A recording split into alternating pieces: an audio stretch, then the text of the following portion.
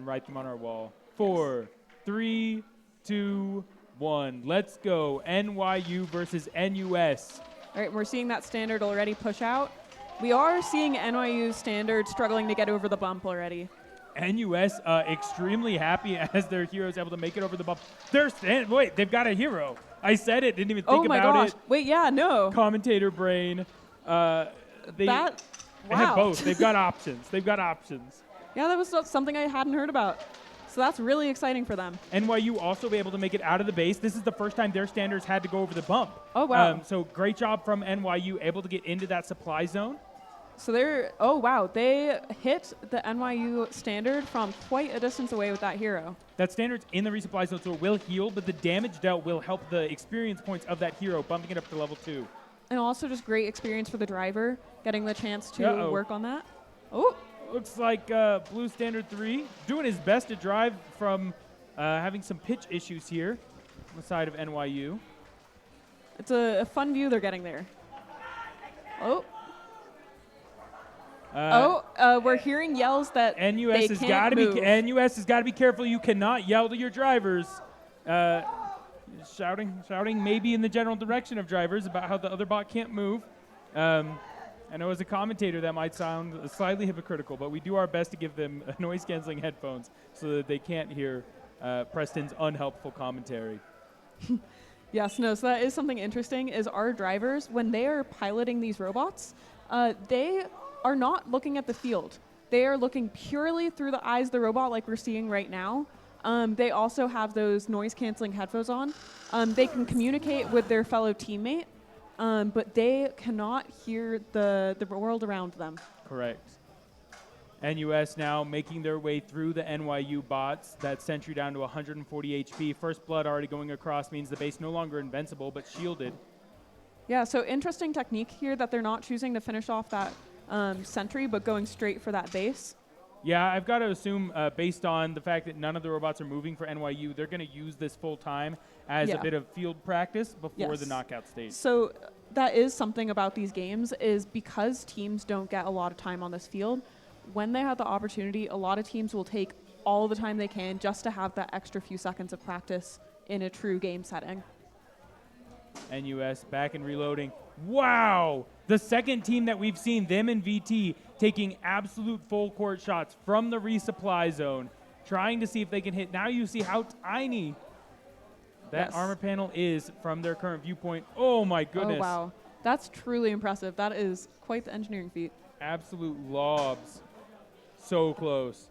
And this is great practice for teams. There we go. They hit one that are thinking about competing in RMUC. There's a sniper point in RMUC from which heroes do 500 base damage, which is just an incredible buff. So here we can barely see that red hero up in the right-hand corner. They're making shots at the base that's down center. Oh, and that standard's making moves. They've got through the sentry there. NUS is very excited. Their excitement level actually makes me wonder if perhaps they're not just getting field practice, but field practice they're getting nonetheless. Yeah. Okay, and we're seeing that base for NYU going down there. NYU, hopefully, they were driving around initially. We'll have to see the end stats to see if they fired any projectiles. Yes. I'm hoping that they're able to get that bot operational. I've heard it's been doing things in the 1v1, so it should be able to drive and launch projectiles without too much issue. Yeah, so hopefully in that time between the rounds, they're able to get that back up and functional. They don't get a lot of time to do that, but teams, you will see them try and do everything they can. You'll see teams running out with laptops, plugging in, coding on the go in that time. We've also seen things fall off and being taped back on. AreaDub is no stranger to electrical taping a wheel on mid-match. Well, sorry, mid-overall match between rounds. But yeah, so we're seeing the robots kind of going at it. There we go. NUS, there's the standard we've been talking about. One projectile short, perhaps? Yes. They have a negative 15. We've got some shout-outs from Santos in the YouTube chat for NYU. Maybe some encouragement for this second round. 15 seconds left to go. We actually, through all this drama, know that the base damage actually matters a substantial amount. Yeah. So do you want to kind of mention how that actually plays into that CU and RSIT thing? Sure, yeah, we can review it quickly. If you have a tied number of points in the group stage, you earn points by getting wins and launch projectiles.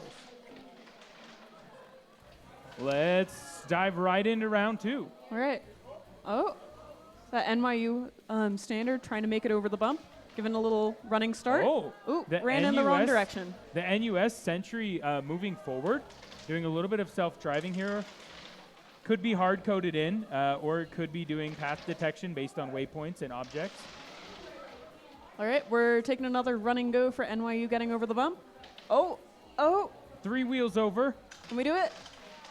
Can we do it?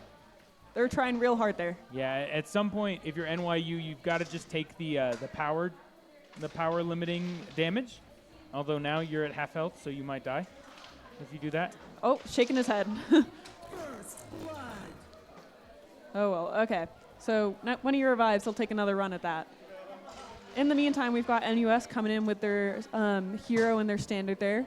Their hero's trying to do some bonk shots from a distance. Yeah, because of that kill, NYU's base is exposed. Lots of cheering because the NUS Sentry is firing at in the direction that computer vision working really well. They're aiming a bit high, so not a lot of those projectiles are landing, but it's going in the direction. It is, and that's what counts. It's detected a robot, it's aimed, and it's pushed go, and that is 99% of it. The steps to get there are so much of the work. That's right. Honestly. I believe your team famous for the 10 more centimeters. So, yes. you know, NUS here now knows they just need to minus 10 centimeters and they're good to go. Yes. Yeah, so that is something, is teams spend a lot of time on that initial stage of even being able to detect those other robots. Long range hero shots. And then once you've gotten there, there's still a lot of work to do. You got to be able to fire and aim correctly. And it's not, gravity is a thing here. Yeah. Gravity. So is drag. Yeah. And inaccurate projectiles. It's a relatively complicated problem, as NUS so happy to see their Sentry online just in time. They've been doing great in groups, but like I said earlier, they've mostly been a 1 standard or 2 standard team. Yeah, so we can see that NYU's base is down to 290. So NUS has really gone quickly through this match. So maybe not doing that double standard push, however, still doing a good push, getting through with that hero as well. Very true. Billy in the chat asking about that Sentry death by the side of NUS. I can't remember if it was overheat or overspeed, but while the Sentry does come in with many fewer restrictions, it still does have like a projectile speed limit and such that it has to stay within. NUS takes round 2, 2-0 sweep against NYU. NYU, so proud of y'all for getting through inspection, though, making it through. They had some issues, I think, coming here and getting